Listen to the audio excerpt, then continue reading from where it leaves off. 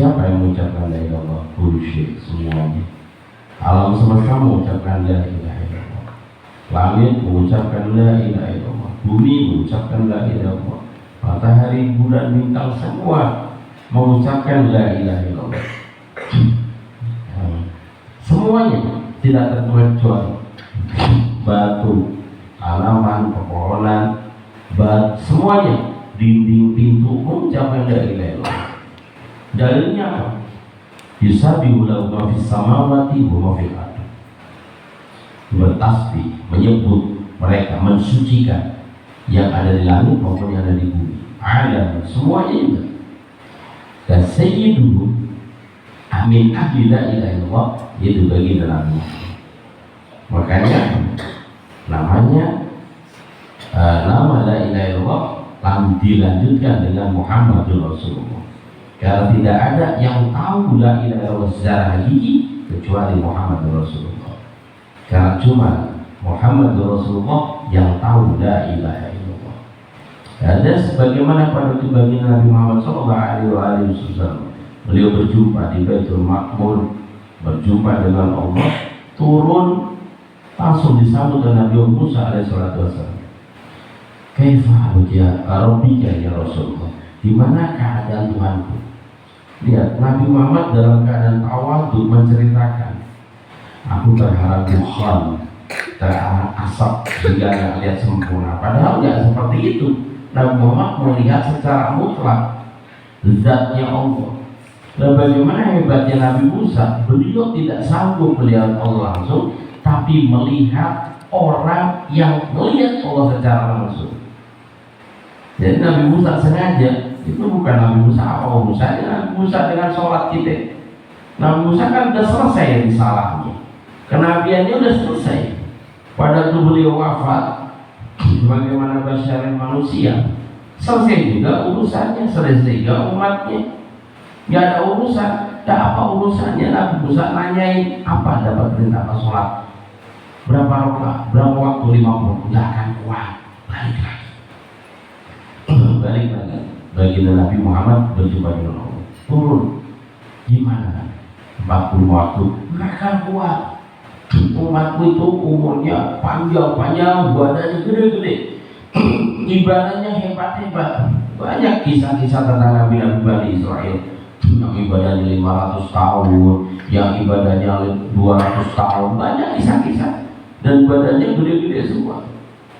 Nggak akan balik lagi. Balik lagi Nabi Muhammad berjumpa dengan Allah. Berapa? 40 rakaat, 4 waktu. Ya, balik. Itu saking pintarnya Nabi Musa. Kenapa? Karena bolak-baliknya berjumpa, jadi ini perjumpaan wajah yang udah indah ditambah dengan keindahan berjumpa dengan yang menciptakan wajah mulia tersebut, maka pancarannya itu kena sama Nabiullah Musa alaihissalam. Jadi Nabi Musa itu bukan mau nawarin sholat buat kita, apa urusannya sama kita? Orang kita nggak ada urusan sama Nabi Musa, dan Nabi Musa nggak ada urusan sama sholat kita. Tetapi disinilah hebatnya Nabi Musa, mengambil daripada sana perjumpaan antara baginda Nabi dengan Allah Subhanahu Wa Taala. Dia ambil sananya, makanya pentingnya ilmu harus pakai sana, belajar harus pakai sana, harus pakai sana. Jangankan untuk urusan dunia, untuk urusan akhirat, untuk urusan dunia, mau sehebat apapun kita semuanya, menciptakan apapun, kalau nggak dapat lisensi dari pemerintah nggak diakui. Kita pintar baca buku, tapi tanya kuliah di mana, nggak kuliah, nggak akan diakui. Nggak akan ditanya ada orang hebat sampai kita tanya. Pasti kalau ditanya, kamu pintar, kamu dulu kuliah di mana, nggak kuliah, nilainya udah turun. Untuk urusan dunianya sangat dibajikan. Ada orang pintar bahasa Inggris, pintar ini, dulu sekolah di mana? Kagak sekolah, nggak diakui, nggak diakui. Ada guru kita Habib itu, nggak diakui, nggak pakai ijazah, nggak diakui. Untuk urusan duniawi aja, kalau nggak pakai sanad aja nggak diakui. Apalagi untuk urusan akhirat, apalagi untuk urusan yang berhubungan dengan baginda Nabi Muhammad, nggak ada pengakuan sama sekali, terputus. orang yang mengambil daripada agama terputus. Dulu Sayyidina Ali bin Abi Thalib, beliau pernah berkata, unzur mangkola wala tanzur mangkola. So, lihatlah ucapannya, jangan lihat siapa yang berbicara. Ini dalam soal sehat. Kalau soal ilmu, lihat bagaimana hebatnya Sayyidina Imam Al-Wali, orang searif billah. Bahkan ada yang mengatakan Al-Qutub Al-Habib Abu Bakar Adil bin Ali Masyhur yang meninggal gak berapa waktu yang lalu. Dia mengatakan zaman sekarang dalam hal ilmu bukan undur mangkola wala tanjur mangkola, tapi apa? Dibalik kalimatnya, jangan lihat ucapannya, tapi lihat siapa yang ngomongnya. Ya sama. Kalau dulu undur mangkola wala tanjur mangkola, sekarang undur siapa yang berbicara. Nah sekarang kalau tukang yang misalnya dokter berbicara tentang perkebunan, yang lucu sekarang ini banyak. Tiba-tiba ada orang jadi artis berbicara tentang agama, ya nggak pada tempatnya. Lihat siapa yang berbicara, dari mana prosesnya. Maka dikatakan al-masyad ad-din, masyad itu agama, dan salat dibutuhkan dalam masyad. Bahkan dalam pola pikir pun kita harus memiliki syarat. Kenapa? Karena di Muhammad ngajarin belidu anni walau ayat, sampaikan yang dariku, pemahamanku, pengertianku, hal-hal yang kusampaikan sesuai dengan apa yang dalam diriku. Laqad kana fi Rasulillah, bukan laqad kana syariat Rasulillah, tapi fi yang ada pada diri Rasul. Qul in kuntum tuhibbunallah fattabi'uni, bukan fattabi syariat, bukan fattabi din. Nabi, kan Nabi ini sudah disempurnakan oleh Allah dalam segala hal. Nah, contoh kecil. Ini yang kadang kita bermasyarakat. Nabi Muhammad bersabda, afdul ibadah umati qiraatil Quran. Afdalnya ibadah umatku adalah membaca Al-Quran. Ini berlaku buat umat baginda Nabi, bukan buat Nabi umati untuk umatnya. Kalau untuk Nabi ya udah beda. Makanya orang-orang harus berpikir bahwa ada Nabi mengatakan afdal ibadah umati sholat. Ya benar, Nabi ini yang biar ahli sholat, biar ahli ini. Untuk Nabi Muhammad tidak seperti itu. Nabi Muhammad diberikan amal oleh Allah, perbuatan oleh Allah. Innallaha wa malaikatahu yusholluna 'alan nabi. Amalnya langsung amalan Allah. Untuk Nabi amalnya Allah. Makanya kalau ada orang nanya afdal mana sholawat sama baca Quran, yang nanya sableng. Yang lain sableng. Karena ini tidak pada tempatnya, pertanyaannya tidak pada tempatnya. Afdal mana sholawat sama baca Quran? Yang dua-duanya Al-Quran kalam Allah, ucapan Allah. Yang jadi pertanyaan, bagaimana kita bisa tahu ucapan Allah kalau nggak melalui lisan Nabi Muhammad? Bagaimana mungkin? Yaitu ucapan Allah, tapi kan sudah melalui Nabi. Sedangkan innallaha wa malaikatuhu itu juga ucapan Allah, perbuatan Allah malahan. Maka dari kita harus bermasyad, memiliki cara pandang tadi sebagaimana disampaikan oleh saya Habibana Habib Segaf bin Ayat bin Segaf Al-Hasni, bahwa bagaimana kita mengajak orang untuk memiliki pola pikir dan cara pandang, yaitu bagaimana kita memandang kehidupan kita seperti ini. Selalu diulang-ulang, orang cerdas itu orang kalau mau bepergian bawa bekal. Orang bahlul ya jadi bonek, modalnya nekat. Nyampe gak urusan nanti. Masalahnya urusan nanti kalau di dunia, ini mau pergi ke Bogor, mau nonton bola, bonek aja. Iya, kita masih bisa numpang truk, masih bisa numpang kendaraan orang lain, bisa nyetok mobil, bisa nyetok apapun. Lah yang jadi permasalahan kalau kita kurang di akhirat, kita mau nyetok apa? Mau minta tolong siapa? Coba kita berpikir masyarakat kita, bahwa kita membutuhkan bekal yang banyak di akhirat itu bukan main-main, bukan yang sepele, dan itu pasti Maka orang yang pintar adalah orang yang mempersiapkan dirinya untuk menyambut kehidupan yang abadi, bukan menyiapkan dirinya untuk kehidupan yang sementara. Bukan menyiapkan untuk kehidupan sementara. Kita semua paham bahwa di kematian itu pasti. Dan pelajarannya, apalagi di daerah Bogor ini, depan rumah pelajaran, kuburan, semua pasti. Yang ada hari ini, sebuah minggu yang lalu mungkin orangnya udah nggak ada. Sebulan yang lalu sekarang nggak ada. Setahun yang lalu ada yang udah nggak ada. Pasti ada dari keluarga kita, paman kita, bibi kita, dan semuanya udah dalam keadaan nggak ada. Yang jadi pertanyaan, mereka semuanya itu ada di hadapan dia jadi pelajaran atau tidak? Maka mindset kita, cara pikir kita, bagaimana kita menyadarinya bahwa kematian pasti itu bukan cuma sebagai slogan, bukan cuma omongan, tapi diresapi dalam hati kita, dimasukin dalam pikiran kita. Kematian itu pasti, itu siapnya apa yang persiapkan. Maka kita harus mempersiapkan diri kita untuk mengenal Tuhan kita. Lalu cara mengenal Tuhan kita gimana? Tadi udah saya Habib Sugeng sudah menyampaikan, kenali dirimu maka kamu akan mengenal Tuhanmu. Maksudnya kenal dirimu apa? Sadar kita ini lemah, kita ini butuh Allah, kita ini butuh ibadah. Jadi ibadah itu kebutuhan kita, bukan kewajiban kita. Meskipun Allah mewajibkan kepada kita, tapi para ulama salaf itu mereka sedih kalau sampai mereka nggak bisa ibadah. Itu dilakukan mereka.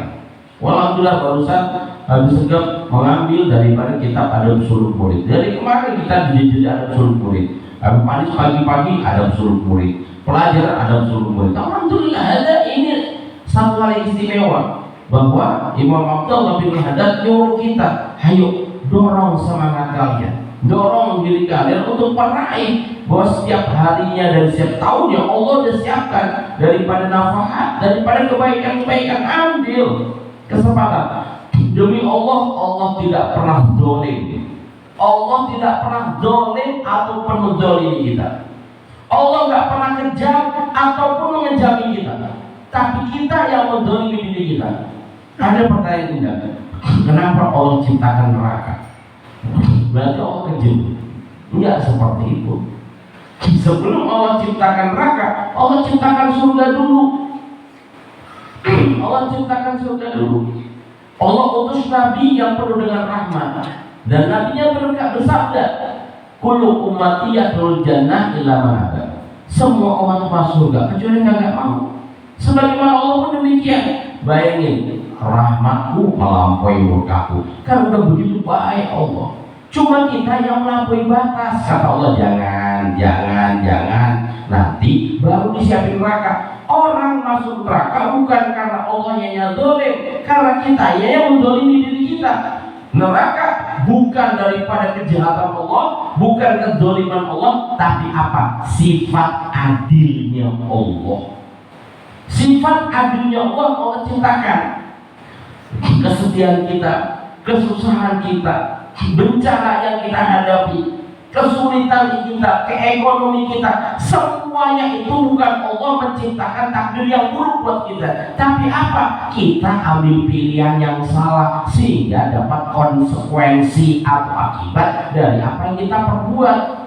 Udah kamu kasih siapa orangnya yang duduk setelah sholat subuh sampai terbitnya matahari di tempat sujudnya, dia berzikir mengingat Allah lebih afdal daripada mencari harta meskipun ke negeri yang jauh.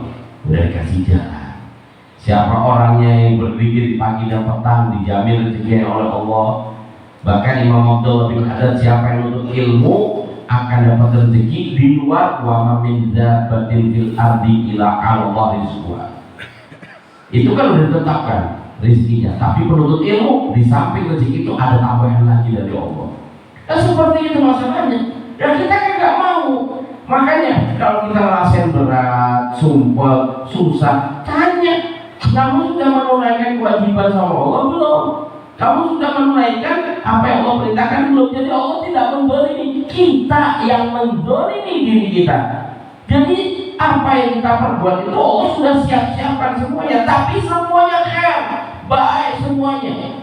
Dan di saat kita mendapatkan itu, ini dan sebagainya, sesuatu yang menurut kita nggak baik, itu pun di situ masih ada. Bahkan ada orang yang dia udah ibadah tapi ngerasain penderitaan. Seseorang datang kepada baginda Nabi Muhammad SAW, ya Rasulullah, aku dalam keadaan banyak beribadah, aku melakukan kebaikan, aku melakukan amal ibadah, tapi merasakan susah, payah dan sebagainya. Apakah Allah tidak mencintai? Apakah Allah tidak menerima ibadah? Kata siapa? Allah mencintaimu, wahai pemuda. Dan mana buktinya? Ente pernah susah? Iya. Ente pernah sedih tanpa sebab? Iya. Ente pernah sakit? Sering. Ente pernah kesulitan ekonomi? Iya.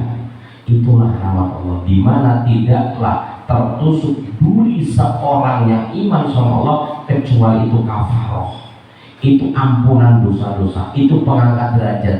Semuanya apa hal yang menurut kita nggak baik, itu baik untuk kita semuanya, di mana Allah berhendak untuk membersihkan. Tanya sama diri kita, kalau kita ya Allah itu kerja udah 5 tahun kayak gini aja, tanya di Bandungnya sabar tahun, kalau Bandungnya 10 tahun, susahnya 5 tahun, masih 5 tahun lagi. Tapi kalau kita mau berlomba-lomba, 10 hari selesai. Ibaratnya seperti itu. Tergantung bagaimana kita melawan diri kita sendiri. Tadi katakan Habib Ali bin Muhammad Al-Sibli mengatakan, ku taklukkan hawa nafsuku sampai aku mendapatkan kebahagiaanku. Mereka ini orang-orang yang tahu tentang diri mereka. Aku lemah, aku ini selalu.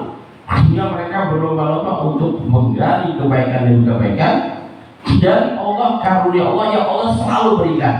Allah sudah sampai, kalian diwajibkan sholat Jumat. Kata Allah di surat Al-Jumat, nanti habis sholat Jumat bertebaranlah di muka bumi, cari karuniaku, siapin sama Allah. Maka kita malas seperti itu. Kita maunya itu yang instan, yang model instan, yang kita datang simsalabim dapat seperti itu. Padahal semua ada sunatullahnya. Semuanya itu sesuai dengan sunatullah, sesuai dengan apa yang Allah perencanakan. Dan perencanaan itu kita ini disuruh oleh Allah untuk mengambil pilihan.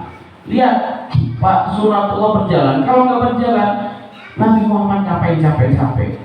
Udah Allah berikan segala wala saufa yu'tika rabbuka fatardo. Tapi harus berjuang, harus berdakwah, harus karena itu sunatullah. Kenapa ada sahabat berselisih? Sunatullah juga. Ya, kita ini mengambil sikapnya yang bagus. Kalau kita menganggap bahwa gampang kita mengambil pilihan yang salah, pemikiran yang salah, nanti semua yang ada di depan kita jelek. Maka kita harus nanti berhusnudzon kepada Allah Subhanahu Wa Taala. Segala karunia Allah berikan kepada kita, bahwa sesungguhnya Allah tidak pernah zalim, kita yang menzalimi diri kita. Jadi Allah itu tidak pernah zalim. Allah ciptain neraka ini konsekuensi. Padahal Allah sudah ciptakan surga dulu. Ngapain kita milih neraka kalau kita bisa milih surga? Contoh malam hari ini kita masih bisa milih duduk di sini, tapi kita juga boleh memilih untuk nongkrong di pinggir jalan. Kata Nabi Muhammad apa? Berbuatlah sesukamu, karena apa yang kau berbuat bakal dihisab. Wa may ya'mal mithqala dzarratin khairan yarah, wa may ya'mal mithqala dzarratin syarran yarah. Udah Allah kasih, ente mau pilih silakan. Ente mau duduk di sini, ya waktukum. Kalian beruntung. Kalian mau duduk di sana, ya terserah ente. Itu Allah memberikan yang enak buat kita. Kita mau ambil yang mana? Baik. Makanya dari selalu minta, ya Allah bitaufik hatta nufik. Minta agar kita ini diberikan pertolongan, dimudahkan, dikuatkan untuk datang ke tempat-tempat di mana Allah turunkan rahmat dan kasih sayangnya, dan tempat di mana Allah kuatkan dorongan kita untuk berbuat kebaikan, dorongan kita untuk beribadah, dorongan kita untuk senantiasa berzikir kepada Allah Subhanahu Wa Taala. Subhana rabbika rabbil izzati amma yasifun wa salamun alal mursalin walhamdulillahi rabbil alamin. Alhamdulillah.